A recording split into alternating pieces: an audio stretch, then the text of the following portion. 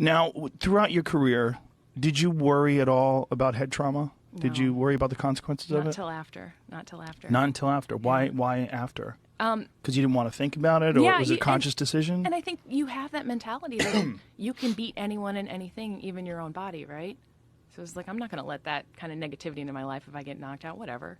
But my last fight, I do remember my jaw was out a little bit. I had like somebody just adjust my jaw because I kept getting dropped in the sparring for my last fight. And I was just like, oh, this sucks. So you got your jaw adjusted? Yeah, it was like, I don't know. There was a chiropractor on hand, and I don't know how legit it was or wasn't legit. He seems like a really nice guy. He was an orthotherapist, and he said, your jaw's offline. And then he did some kind of thing, and I stopped getting dropped, which was nice.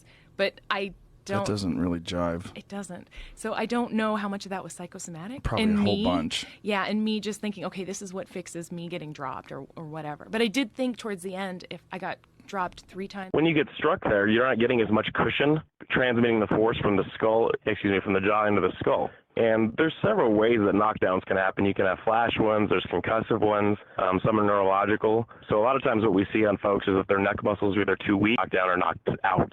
And it's possible. I mean, we don't really know right now, and there's no way there could ever be any evidence on it. So you can imagine trying to do a peer-reviewed study on people getting punched in the face. Like, that's never going to happen, right?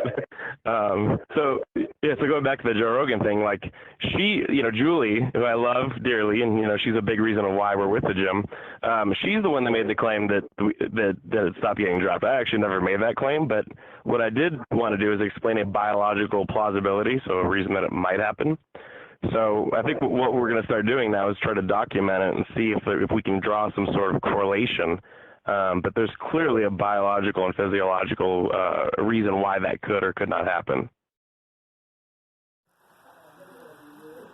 Where you feel the pain? Everywhere? All right, past. This is that's the cutoff. I can feel it in here. Feels like my back molars are caving in. Okay.